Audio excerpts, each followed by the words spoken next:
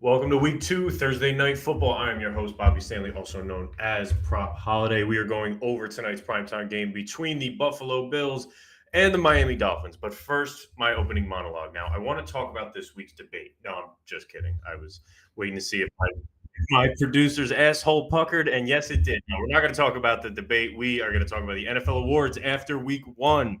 Yes, let's take a look how people perform if that shifted any of the season awards for us. Let's look at MVP right out of the gate. Not much change there. We got Mahomes at plus 320, Josh Allen at plus 550, and CJ Stroud at plus 350. Couple movers and shakers in there. Best bet, something I'm taking a look at. Dak Prescott plus 1800. I'm not a Cowboys guy. I'm not a fan of America's team. I'm not even a fan of Dak Prescott, but he got paid.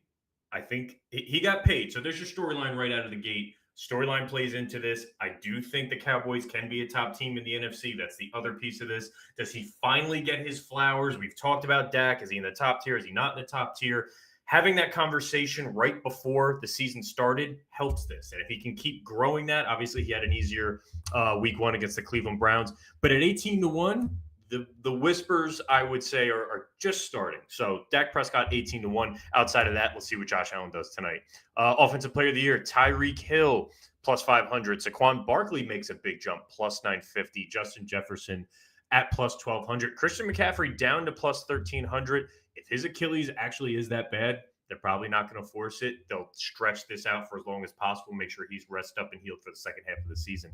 I would fade him there. Best bet, a little bit of homer in me. Cooper Kupp plus 1,700. He already won Offensive Player of the Year. I think it was 3 years ago. He completed the wide receiver trifecta, Super Bowl MVP, regular season Offensive Player of the Year, and he led the league in receiving yards, receptions, and touchdowns. When you have Matt Stafford and he has a target, we've seen this historically. Last year with Puka, obviously before that with Cooper Kupp, and then what he did with Calvin Johnson. 17-1 for a former winner, looking healthy. Not bad odds there. Defensive Player of the Year, TJ Watt plus 420, Micah Parsons plus 460, Myles Garrett 8-1. My best bet just from watching this weekend, TJ Watt. He single-handedly destroyed that Atlanta Falcons team. People are talking about Kirk Cousins is done. I don't think Kirk Cousins is done. I think TJ Watt ruined that game from start to finish. And there was a couple big plays, some strip sacks that ended up getting called back. But TJ Watt at plus 420, from what I saw, looks like it's still decent value. Offensive Rookie of the Year, I want no part of this, but Caleb Williams plus 150. He was awful in that game. He just happened to win. He had 94 yards passing, 46% completion percentage. It's disgusting that he's this heavy of a favorite and he looked that bad, but he won a game. Jaden Daniels plus 430, Marvin Harrison plus 800. My best bet, none. I want no part of this market. Defensive Rookie of the Year, Jared Verse of the LA Rams plus 430. He was 10-1 to start the year. Gave that out in the Discord. Shout out to the prop shop. Latu Latu, hope I got that right, plus 500. And Dallas Turner of Minnesota plus 550. These top three have not moved. They just jumped around in order. My best bet, Terrion Arnold, the cornerback from the Detroit Lions out of Alabama. It's plus 1,900. He looked good. I know Cooper Kupp went off. That's not a good sign. He got some respect from Cooper Kupp. I do think he has the ability to make some plays. He could fill up the stat sheet in terms of interceptions, but he's going to be a name on a team that's in prime time a lot and a good defense, probably a top 10 defense. So keep an eye on Terrion Arnold plus 1,900. Let's talk about tonight's Thursday night football game. The Bills are getting 2.5 points, playing the Miami Dolphins. The total's at 48.5, 49.5 is down, I think, from 50.5.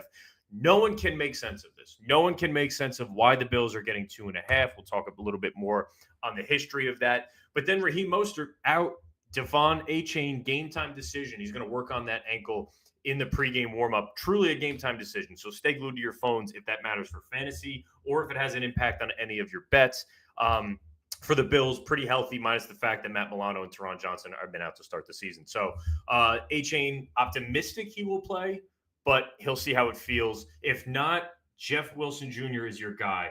I grabbed Jeff Wilson Jr. earlier in the week at plus 125 to score a touchdown. It's down to minus 165, depending what book you're on. If you can't get it at plus odds, I wouldn't touch it at this point. But Jeff Wilson Jr. would be the starter if Achane is a last-minute scratch. Rookie, fourth-round pick out of Tennessee, Jalen Wright, is going to get some action this week. He'll be the third down back. TD odds, it was like plus 170, plus 160. I don't love that for a guy that's never played a snap in the NFL, but he's a running back.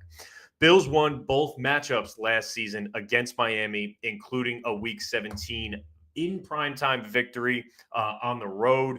Both teams are coming off of come from behind victories in Week 1. Tyreek Hill is riding his bike to work this evening.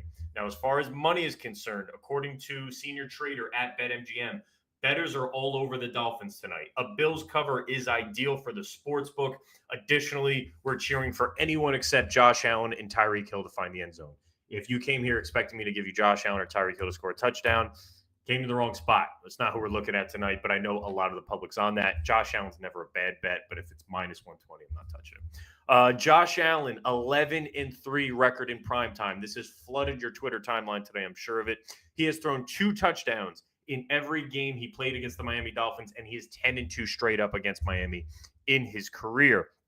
I think I'm 2-2. No, I'm sorry. I'm 2-2 in prime times that I've given out, including the Friday Night Lights. That's why it threw me off. As far as tonight, I can't make sense of why the money's on Miami. I can't make sense of why they're giving 2.5. My simple reptile brain tells me take the Bills and the points. I'm going to go against my gut.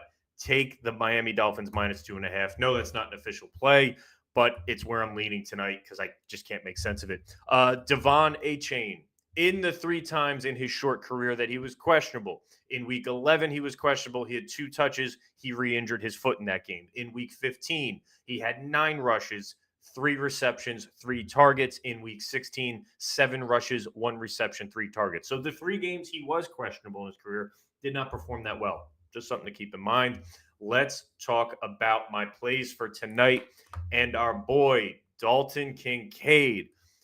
I should have did the recap at the beginning of the show on what we did on the previous show. We smacked Allen Lazard out of the park. I gave out Allen Lazard a touchdown, a full ladder on his receptions, up to 6 receptions. We cashed it all the way through. My producer that night, I was like, dude, if you have a no sweat bet, sprinkle it on Allen Lazard for 2 touchdowns.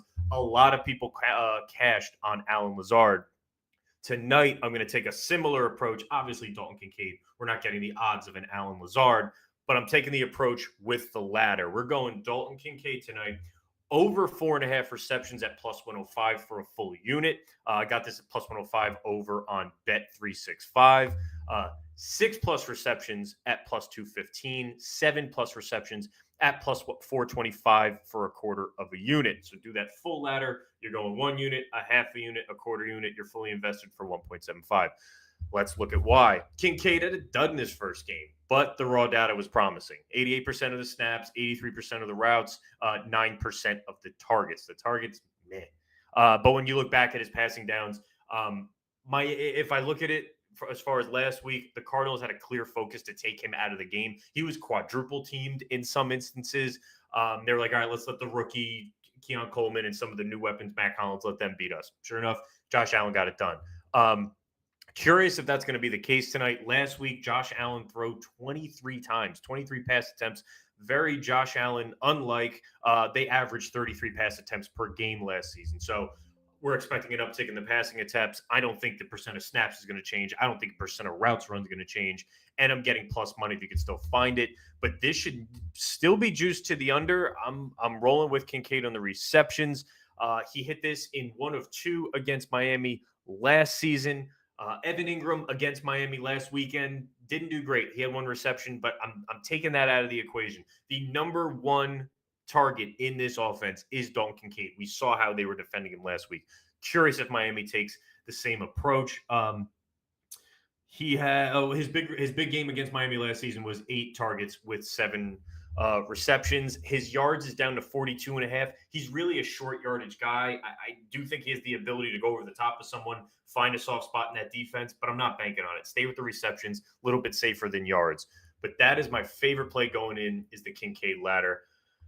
But other than that, I didn't have any normal plays where it was an over here and under there. I had to get a little bit creative. That's when I went over to FanDuel and I found these 2 game specials. They've been doing them a lot this season. They're a lot of fun. If you got the time to scroll through all the options they give you, they have it for overall in the game, popular in the game, passing, receiving, rushing. I'm over on the receiving section of their I'm on the receiving section of their game special. So go over to that. Favorite one, shocked I was getting this, Jalen Waddle and Tyreek Hill, 20 receiving yards in each half. It's plus 250. Tyreek Hill's an obvious one. He's probably averaging 13, 14 yards of reception just for his career. He should be – the 20 yards for him seems less likely. Jalen Waddle has had more success in the first quarter than other wide receivers on the team. Shout out to my guy, Diabetes, in the prop shop for giving us that fun fact. I think he averaged 14 yards per game in the first quarter 2 years ago. And this season, I think he averages like 17 yards per game in the first quarter. So give me Waddle and Tyreek Hill, 20-plus receiving yards in each half. We're going to go a half a unit on that one. It is in the game specials receiving section for FanDuel. And if you're looking to get started with FanDuel, probably not a better time than now. Place a $5 bet, and if your bet wins, you receive $150 in bonus bets. Great way to kickstart your spending journey with FanDuel. I consider that a bankroll builder with FanDuel. Head over to the link in our episode description to get started. Must be 21 plus. Gambling problem? Call or text 1-800-GAMBLER. Staying in that game specials receiving tab, if you're still there with me on your phone, take a look at Keon Coleman, 25-plus receiving yards in each half. I watched some of that Jags-Miami game. Brian Thomas, the other rookie wide receiver, big name, he had a really good first half. I think he had 48 yards in the first half, took Miami by surprise. Then he went cold in the second half. I like this. It's plus 400. It's 4-1 on Keon Coleman to have 25 yards in each half. I think the kid can be explosive. In the beginning of the season, I gave it out in the prop shop that he could lead all rookie wide receivers in receiving yards. I like him getting settled after his first game. Coleman, 25 receiving yards in each half. I would go a quarter of a unit on that. It's plus 400. You would win a full unit. But real quick, I saw someone in the chat. What's that first special I'm on? Jalen Waddle, Tyreek Hill, 20-plus receiving yards in each half is plus 250. I'm going half a unit on that. It's in the game specials receiving tab over on FanDuel Sportsbook. Following that up with Keon Coleman, 25 receiving yards in each half at plus 400. Go a quarter of a unit, and it brings you back a full unit. Thoughts on each team field goal in both and a half? It's plus 2,200. That was plus 2,900 earlier in the day. Someone in my Discord shouted that out. I love these bets. I think there's no other better way to throw $10 on something because you're just rooting you're not rooting for your fantasy team. You're not rooting for your individual bets. These seem extremely, extremely logical, and you're getting 22-1 on it. I remember in the Friday night game between Philly and the Packers, we had a touchdown and a field goal from each team in each half. The odds were like plus 20,000 or something. It came down. It was a rushing touchdown, but it ended up coming down to the Packers didn't get a rushing touchdown in the second half. But the odds are absurd. There's no better way to watch primetime. I love the thoughts. My thoughts on that. Take the 2,200, throw $10 on it. I think it's a fun way to do it. All right. Let's talk our touchdown liquor cabinet. We got a 48.5 total. We got 48.5 total for this Thursday night. We got my top shelf, my mid shelf, my well vodka. Normally I come out here steaming with a plus something odds on a top shelf guy. I think it was Cooper Kupp a couple days ago. It was Saquon Barkley, another one. My top shelf, I don't have any for you because the odds are juiced. I'm not telling you to lay the money on Tyreek Hill. I'm not telling you to lay the juice on a Josh Allen. However, if you could still get Jeff Wilson at plus money odds, I don't think it's a bad spot. I got it at plus 125. I want to say yesterday. It's plus 110 on certain books. We don't know what's going on with A-Chain. I still, even if he plays, do think he's hampered. So if you can get Jeff Wilson at plus money, that would be my top shelf. Do not bet him at the minus 167 I saw on a few other books. All right. Let's go to the mid shelf. The mid shelf and the well vodka are where I'm living for tonight's game, especially with a total at 48.5. Kincaid plus 225. I know we got a lot of Kincaid. I feel good about him tonight. He had a play drawn up for him for week 1 in the red zone. Josh Allen went full Superman, ended up running it in himself. He's a short yardage, explosive tight end. He gets separation. This is perfect for the red zone. I think to go back to that same red zone play that they failed on last week, and Kincaid gets one in at plus 225. He is plus 1,100 for the first touchdown of the game if you need more odds. Vaca is probably my most fun Vaca touchdown scores so far this season, and it's in week 2. Curtis Samuel plus 600. Some books may have plus 700. Curtis Samuel plus 600. 2 targets, 2 receptions in week 1 for Curtis Samuel. Every fantasy book or every fantasy website is telling you to sell all of your stock, get him out of there. Is that his role, that he's just not going to break the top 4, or were they playing significantly from behind and the role they had for him was greatly impacted? Remember, they were down 17-3. He's a wide receiver who can dub as a running back, who could take end arounds, who could take snaps out of the backfield. When they got from behind, did that ruin Curtis Samuel's role? I'm not ready to throw in the towel on him just yet in week 2. So at plus 600, I do think he sees a little bit more snaps. Let's hope the game's a little bit closer. They're not playing down 17-3. Curtis Samuel plus 600 is my first Vaca touchdown score. And the other one is probably someone you've never heard of. Durham Smythe. It's plus 1,000. Plus 1,000 on DraftKings. He is the tight end for the Miami Dolphins. Recorded 42% of snaps last week, more than Jonnu Smith.